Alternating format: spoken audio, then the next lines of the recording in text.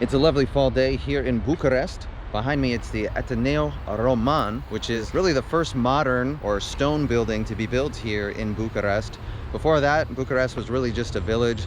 A lot of wooden houses, wooden roofs, even wooden sidewalks. That was because Romania was not part of the Ottoman Empire, but they had to pay tribute to the Ottomans. So they had to pay all this gold all the time, and they didn't have money to build anything like this. Today it's a concert hall, and it's also the most symbolic building in Romania, along of course with the Parliament building, which, by the way, we're on a walk here in Bucharest, and we'll go through the city center, and we'll wind up at the Parliament building. So let's go. After a minute or so of walking, we arrive at the statue of Karl I, one of the kings here in Romania. This is actually a recreation of the same statue that was here originally, because when the communists came, they took that original statue and they took the bronze and they melted it down to make a statue of someone else. And who do you think that was? And I'll give you a hint, I've talked about it in my other videos. And who do you think that would be? And who do you think that was? It seems like everywhere I go, there's a statue of Lenin. The statue wasn't actually here, it was somewhere else. But that's what happened to the first statue of Karl I. And across the street from Karl, it's the former royal palace, which is now the National Art Gallery. And then across the street from that, this building is the former headquarters of the Communist Party. Communists came to power here in Romania after World War II. During World War II, Romania was aligned with Germany to start. And then in 1944, the Red Army was at their border to the east. At that point, the country decided to join the Russian army instead of being invaded by them. And that's really when the Russian liberation began, or really the start of their occupation here. In 1947, King Michael of Romania abdicated his throne and gave up power to the communists. He actually lived well into his 90s, and he finally came back to Romania after the fall of communism, and he died in 2017. I've spent a lot of time sitting on this bench just thinking about what happened here. This area is Revolution Square. This is where the leader of the Communist Party, Nicolae Ceaușescu, and his wife fled from Bucharest. At that time, the Berlin Wall was coming down. Winds of change were sweeping through Europe. Ceaușescu wanted to hold on to his power. In December of 1989, a crowd of over 100,000 people gathered in this square to listen to Ceaușescu speak from that balcony.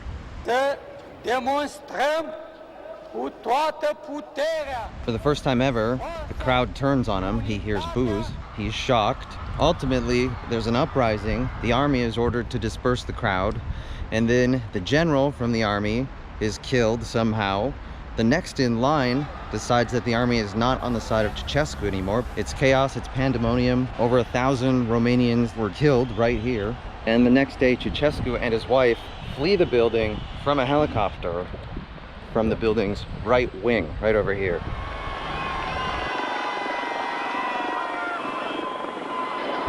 And this was the first time in history that the revolution was actually televised. But the feed was cut after it became apparent that something had gone massively wrong here.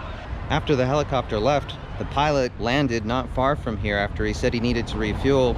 The name of the city where they landed is called Târgoviște. And from there, Ceaușescu was arrested and held by police until ultimately, within the following days, there was a show trial for him and his wife. They were found guilty, and then they were executed that same day, on Christmas Day, and then the execution was later shown on TV.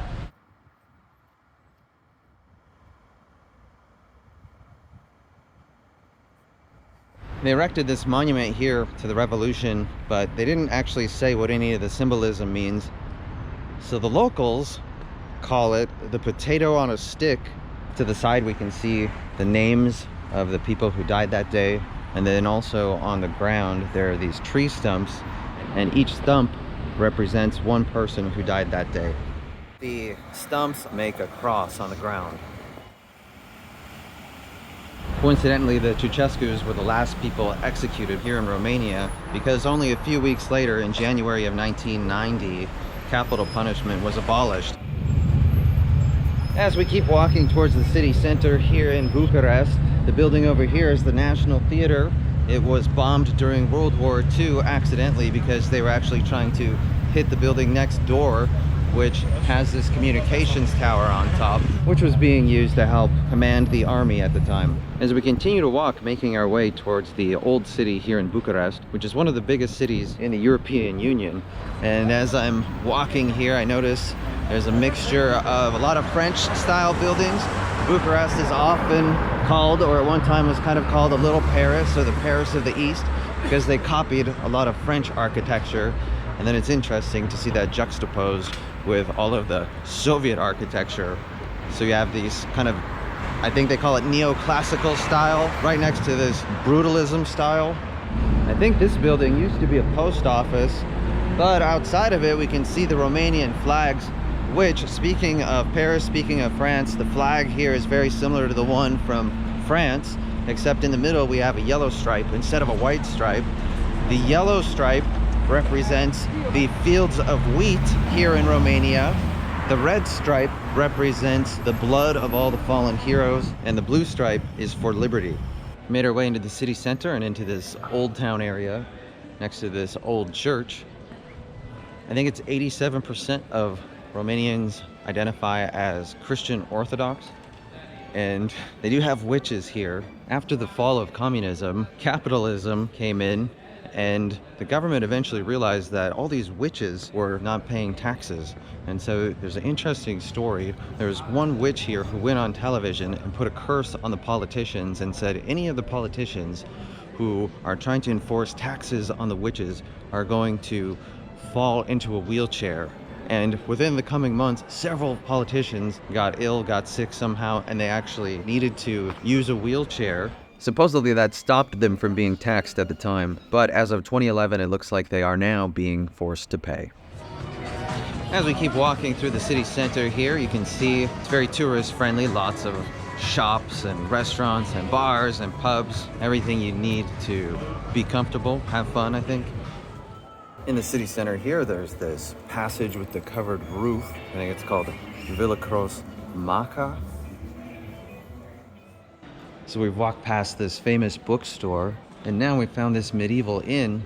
It has an interior courtyard where you would keep your animals, horses or cows or wagons. And then the second level is where the guests would stay. Behind me, it's this Roman statue, which, if it looks familiar, it's because maybe you've seen it before and maybe you've seen it in some other cities. Apparently, Rome sent that out to different cities, and they sent it to countries that have a Roman lineage. So here in Romania, the country gets its name from Rome, as you might imagine. In about 100 AD, Romans invaded Romania, and then they encouraged their people to come here and settle and intermix with the locals. From those years forward, Romania became mixed with lots of Romans, and apparently the Romanian language is the closest living language to Latin. And I was talking to someone here, he said that Romanians would maybe be able to understand about 60% of Romans if they showed up here and started speaking Latin. So I crossed the street, and now I'm in this churchyard with this statue of Constantin, I'll do my best to say this, Brâncoveanu. I heard a story about Constantine. He was lord over the lands of Romania, and him and his 4 sons were martyred by the Sultan. And before they were executed, the Sultan gave them a choice, which was, you can keep your life, but you have to convert to Islam, or we'll execute you. So they chose not to convert. They maintained their Christian faith. They executed them, starting with his sons first, starting with the eldest son. And finally, it was just Constantine and his 11-year-old boy. Obviously, the boy was very scared. And the last thing that Constantine said to him, and his final words were, "It is better to die a horrible death than to live a life without faith." And then the bodies were thrown in the Bosphorus Sea, and they weren't recovered with the exception of Constantine. His was, and then it was entombed here in this church secretly. And it wasn't until some 200 years later they discovered his body was here. And there's the image of him and his 4 sons on the front of the church with the halo around the head, because I believe they've been canonized as saints. As the sun's starting to set here in Bucharest, maybe now is just as good a time as any to talk about Dracula. They actually did not have anything to do with the blood-sucking vampires. They didn't have that in their folklore at all. until they just imported the book and read about it from Bram Stoker. I think he was an Irishman. But of course they did have Vlad Tepes here, very famous for impaling his enemies, and he fought against the Ottoman Empire kind of throughout his entire life, doing a lot of guerrilla warfare tactics. Obviously famous for creating these horrific scenes where it was almost like a forest, but as you got closer you'd see that, oh wait, those aren't trees, those are people impaled on sticks. And not to get too grotesque about it, but the goal wasn't to kill people outright. The goal would actually be to miss the vital organs so that those people would survive as long as possible. And sometimes they would survive for days. As we're now making our way to the Parliament building, some of the folklore here in Romania does include how Bucharest got its name. Apparently there was a handsome young shepherd named Bucu, and he came across this beautiful green field with this beautiful woman in it, and she convinced him to stay here, and they got married, they fell in love, and that's how Bucharest got its name. Also, according to the mythology, the woman at the end of the story turns into the river, which is probably this one, as we continue walking through Bucharest. By the way, Bucharest has 6 sectors. Each sector has their own mayor and then their own small council. Bucharest itself has kind of the head mayor, or the main mayor, if you will. Romania has 3 main districts. You've probably heard of at least one of them, which is Transylvania, sort of in the west, and then Wallachia, kind of in the south, and Moldova, kind of in the east. There's also the Republic of Moldova, which used to be Romania, but it was taken from the country probably around the end of the Second World War by Russia and became part of the Soviet Union. Oh, and Wallachia gets its name from the word Wallach, which I think has German origins, and it translates to people who speak Latin.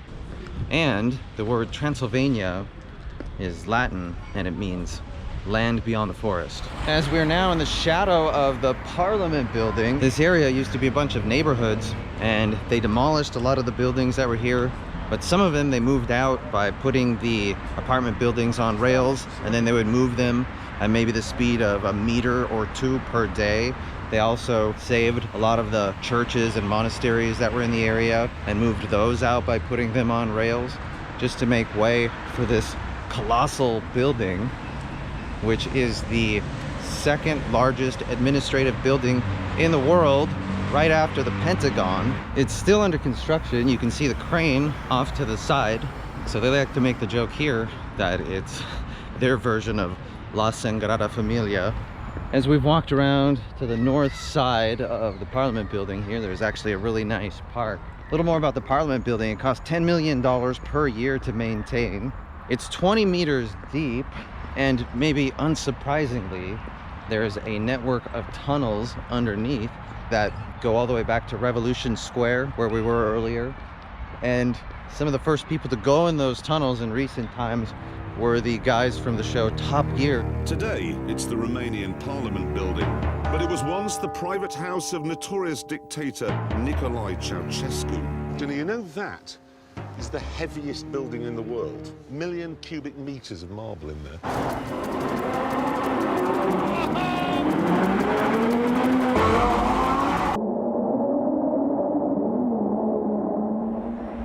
The scale of this thing is huge. Like I said, construction started in 1983 under Ceaușescu, and it cost 4 billion with a B to build. And in order to do it, they really had to tighten things. They rationed things. During the 80s, times were tough here in Romania. They were aggressively paying down the national debt, so they were rationing everything, including the methane in homes. So homes would get super cold in the winter. A lot of times the metro was warmer than people's homes, and they would just go there to warm up. And there's more than 1,000 rooms. And what else can you say? The place is ridiculous. You can't really take it all in, even just standing right next to it, because I can't see all of it at once. Obviously, there's a lot going on behind it. It's super deep. I don't see any of the sides. It just looks really tall. So most Romanians would agree that this is a bit excessive for a country of about 20 million people. All right, that's it from me. Goodbye from Budapest. Just kidding, this is Bucharest, but there are some stories where people get the names mixed up. For example, Michael Jackson came here and said, "Good evening, Budapest," and Madonna did the same thing. There's also stories of when maybe there's a soccer match and the away team's fans accidentally go to Budapest instead of coming to Bucharest. And actually, one of my tour guides said he was giving a tour and he was telling this information that I'm repackaging and telling you now, and a guy on his tour said, "Yeah, that's what happened to me. I was actually trying to go to Budapest and I accidentally came to Bucharest." All right, well, it's starting to get dark, so I better wrap this up before Count Dracula comes out here. I would like to thank Bogdan, Dorian, Mihai, and the people from B-Trip Tours for sharing this information with me. As always, if there's anything that I got wrong or incorrect, or if you want to add more, please do so in the comments below. Or otherwise, I'd love to hear from you in the comments below. What do you think of today's video? As always, thank you so much for watching, as I'm out here on the journey and you're out here with me. So from Budapest? No, from Bucharest, Romania. Until next time, see you soon.